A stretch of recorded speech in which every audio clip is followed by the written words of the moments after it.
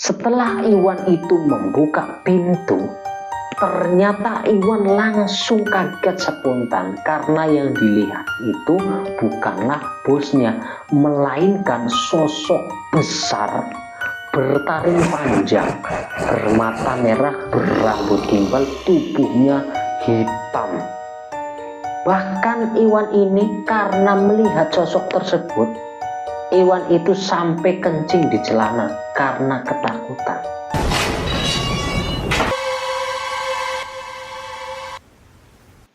Nah, Iwan bercerita, karena keluarga Iwan ini memang keluarga yang tidak mampu.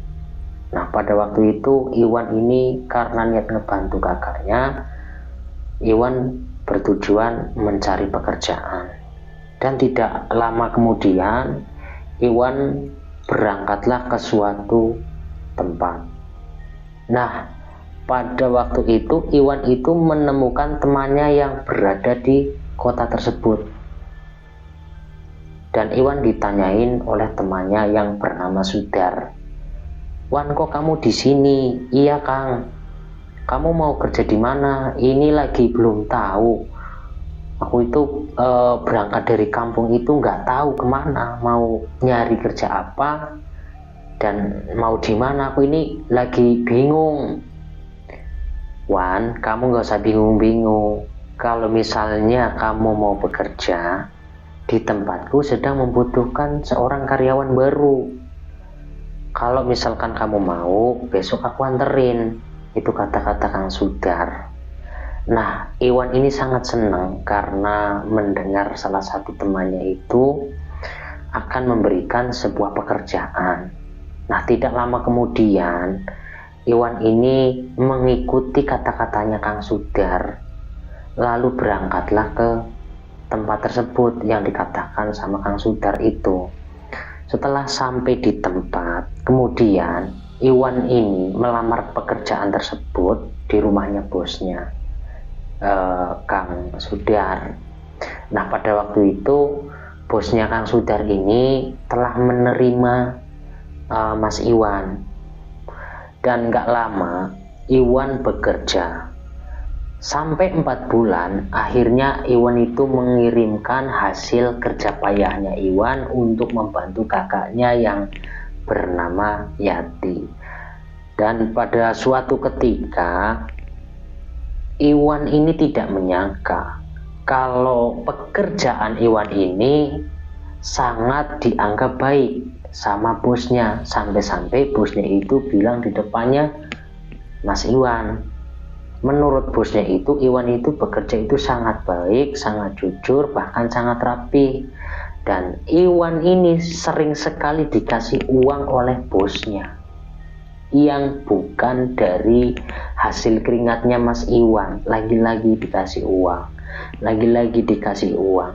Nah, tidak lama kemudian Iwan pun bercerita kepada Kang Sudar yang sudah lama di situ. Dan tapi singkat cerita, selama 4 bulan itu berturut-turut itu dikasih uang, ada perbedaan yang sangat beda lagi yang menurut Iwan itu kayak mungkin nggak mungkin. Karena pada waktu itu Iwan itu gajinya 1 bulan itu baru 1.800.000. Nah, tidak lama kemudian Iwan ini setelah gajian di 5 bulannya, Iwan ini dikasih uang yang bukan dari hasil pekerjaannya itu. Biasanya ngasih bonusnya itu 200 atau 100, tapi untuk di 5 bulan ini Iwan telah dikasih bonus itu sampai 750.000. Iwan merasa kaget dan merasa bingung, kok saya dikasih uang kok terus-terusan, bahkan ini sampai melebihi dari yang kemarin-kemarin. Nah, tidak lama kemudian bercerita lagi kepada Kang Sudar, "Kang, kok saya dikasih bonusnya kok makin lama kok makin besar ya? Dulu itu temenku itu awal mulanya itu kayak gitu, dikasih uang, dan gak lama kemudian meninggal dunia. Takutnya nanti kamu gilirannya." Ah, jangan nakut-nakutin Kang Sudar. Masa saya ditakut-takutin? Ini saya ngomong fakta, Wan. Kamu jadi kalau saya bilangin, kamu jangan ngeyel, karena ini memang benar-benar nyata. Lah terus ini uang harus dikembalikan lagi, Kang. Ya terserah kamu, kalau itu memang mau niat kamu kembalikan, ya terserah mau kembalikan ya silahkan kembalikan. Kalau misalkan kamu mau pakai, ya itu urusan kamu. Bukan saya iri loh ya Wan, saya nggak iri. Nah nggak lama kemudian, Iwan ini mulai berpikiran. Menurut Kang Sudar ini, sudah ada yang meninggal, sampai beberapa orang yang bekerja di tempat situ. Nah akan tetapi Iwan ini semalaman tidak bisa tidur karena terpikirkan kata-katanya Kang Sudar. Nah padahal Iwan ini sudah sering sekali dikasih bonus oleh bosnya. Jadi Iwan ini tidak bisa tidurnya karena setiap kali gajian Iwan itu dikasih bonus. Dan bonus itu pun sudah sering kali dimakan oleh Iwan. Disitulah Iwan tidak bisa tidur, terpikirkan apakah uang-uang yang telah dikasih ke saya dulu itu bisa berkaitan dengan tumbal. Nah tidak lama kemudian pada waktu itu malam Jumat, dan Iwan menyaksikan bosnya itu sedang menyebar kembang di depan pintu utama. Kembangnya ditabur lagi dan airnya juga ditumpahin di depan pintu itu. Nah tapi ada keanehan, kenapa di depan kamarnya Iwan ini dikasih bunga juga. Iwan ini jadi tidak berpikir kalau misalkan kembang-kembang tersebut ada kaitannya dengan gaib. Nah nggak lama kemudian pada waktu jam 12:30 malam, setaunya Iwan ini rumahnya bosnya itu muter. Sebelah kiri Iwan itu tidak ada jalan, dan di belakangnya juga tidak ada jalan karena di sebelahnya itu hanya ada pohon-pohon, jadi tidak ada sebuah jalan. Nah tapi ada keanehan, menurut Iwan itu mendengar kuda berjalan, terus berjalan. Pertama satu kali dari depan sampai ke belakang, Iwan itu mikir hanya sebuah halusinasi saja, gitu awalnya. Nah ternyata setelah Iwan itu memikir hanya sebuah halusinasi, datang lagi satu kali lagi. Datang lagi, ketuprak. Ini saya nggak salah dengar kalau ada suara kuda yang lewat. Nah Iwan ini mulai kepikiran mau keluar ngeliat, bingung nggak keluar tapi penasaran karena di sebelah kamar Iwan ini tidak ada jalan apalagi kuda. Nah singkat cerita, tepat di jam 1:10 ada suara ketokan pintu yang sangat kenceng. Yang dikira sama Iwan ini bosnya. Setelah dibuka ternyata bukanlah bos atau bukanlah siapa, melainkan pintu kosong, tidak ada siapa-siapa. Tengok kanan nggak ada orang, tengok kiri nggak ada orang, tengok ke depan adanya tembok, adanya lemari saja, tidak ada orang, tidak ada siapa. Kemudian Iwan tutup lagi pintunya. Setelah Iwan mulai tidur, itu mulai berpikiran kata-katanya Kang Sudar, jangan-jangan nanti kamu dijadikan tumbal. Iwan mulai ketakutan. Lalu tepat jam 1:30, jam 1:30, kedengar lagi ketok-ketoknya.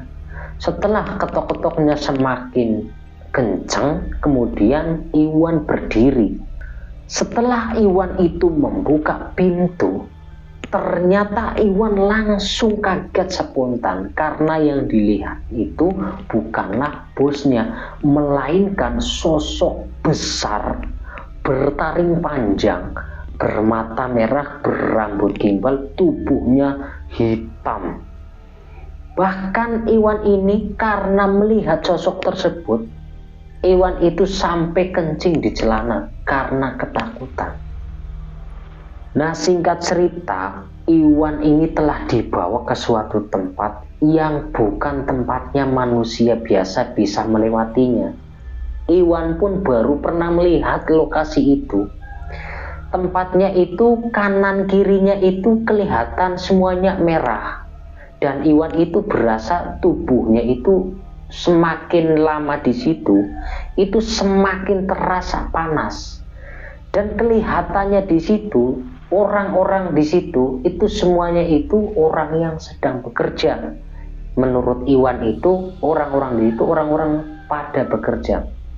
Itu Iwan nggak tahu itu tempatnya alam gaib atau itu tempatnya alam neraka atau alam lainnya. Iwan nggak mengerti mengenai tentang itu.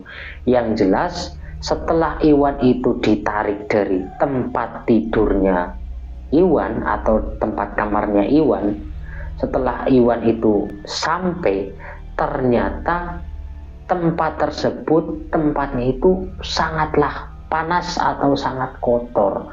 Di situ Iwan benar-benar menyaksikan banyak orang yang sedang bekerja di situ, dari perempuan, dari laki-laki, dari anak yang masih muda sampai dari orang yang sudah tua. Melihat semuanya orang di situ bekerja, Iwan itu didorong oleh makhluk besar gede tinggi tersebut, disuruh bekerja di tempat itu. Nah, akan tetapi Iwan bekerja di situ itu mau ngerjain apa? Iwan itu bingung mau kerja apa di situ. Ternyata orang-orang tersebut sedang mencari atau sedang menambang sebuah emas. Dan kemudian Iwan mau nggak mau bekerjalah di tempat tersebut. Iwan pun sambil menangis karena pekerjaan yang sebenarnya itu bukanlah di situ. Iwan pun berpikir, kenapa saya berada di sini? Dan singkat cerita, Iwan ini telah mendengar suara ibunya. Dek, kamu di mana? Kok lama sekali nggak pernah ngasih kabar ke ibu? Iwan ini mulai menangis lebih keras karena telah mendengar suaranya ibunya. Tolong aku bu, aku nggak tahu ada di mana, tolong aku bu. Itu sambil menangis Iwan karena ketakutan nggak tahu tempatnya ada di mana. Dan tidak lama kemudian Iwan mulailah baca-baca lafal Allah atau ayat-ayat Allah.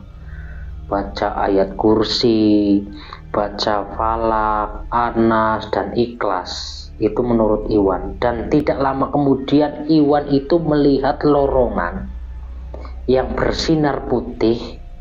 Di situ itu tempatnya panas, ruangannya itu serba merah menurut Iwan, tapi Iwan itu melihat lorongan putih seperti di dalam gua ada tempat keluarnya. Nah, disitulah Iwan itu mengikuti tempat keluarnya itu atau tempat sinar putih tersebut. Iwan mulailah keluar. Ternyata setelah Iwan itu keluar dari tempat itu, Iwan itu setelah keluar, Iwan ternyata berada di atas pasir di pinggir segara atau di pinggir lautan. Ternyata Iwan itu sedang berjalan di atas pasir di pinggir segara. Jadi yang dialami Iwan ini seperti orang mimpi, padahal itu nyata. Dan pada waktu itu Iwan pun terus berjalan. Dan tiba-tiba Iwan pun menemukan sebuah jalan setapak.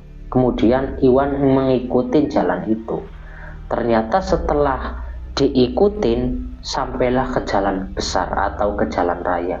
Akhirnya tengok kanan tengok kiri, tidak ada orang. Jalan tersebut sangatlah sepi, tetapi setidaknya itu ada motor yang lewat. Iwan mulai kepikiran, ternyata ini udah ada di alam yang sebenarnya, alam saya ini, bukan yang tadi. Nah, Iwan ini mulai berjalan lagi, nggak tahu tujuannya kemana. Kemudian menemukan warung di pinggir jalan. Bu, saya mau tanya, daerah ini itu arahnya kemana ya bu? daerah itu arahnya ke sono, katanya ibu itu menunjukkan ke situ. Nah, tapi dari sini ke sono itu apakah ada angkot ataupun ojek, Bu? Ada, nanti tunggu aja beberapa jam lagi, nanti ada biasanya, walaupun ini jalan sepi, biasanya ada. Nggak lama kemudian Iwan pun duduk di pinggir warung tersebut sambil ngopi, dan nggak lama kemudian kopinya belum habis, angkot itu pun datang, dan kemudian Iwan naik mobil itu lalu menuju ke kontrakan. Tidak lama kemudian Iwan pun telah sampai. Lalu singkat cerita, Iwan masukin barang-barangnya Iwan ke tas, baju dan lainnya, dan tidak memikirkan gaji, tidak memikirkan uang, tidak memikirkan apa. Yang penting Iwan pulang, dan Iwan akhirnya selamat dari pertumbalan si bosnya itu. Akhirnya Iwan selamat dari tumbal. Nah, gak lama kemudian akhirnya Iwan ini menceritakan kisah pengalamannya yang pernah akan dijadikan tumbal oleh bosnya. Nah, jadi itulah kisah pengalamannya Iwan. Nah, mudah-mudahan pengalaman kisah nyata yang telah dialami Mas Iwan ini tidak terjadi dengan siapapun ya. Nah, mudah-mudahan kisah pengalamannya Mas Iwan ini bisa bermanfaat atau bisa buat motivasi buat kita dan teman-teman semuanya. Amin Allahumma amin. Nah, mungkin cukup segitu teman-teman, karena ceritanya hanya sebatas itu. Jadi apabila ada kata-kata saya yang tidak berkenan di hati teman-teman atau masih amburadul, jadi saya mohon maaf sebesar-besarnya. Saya pamit undur diri. Wassalamualaikum warahmatullahi wabarakatuh.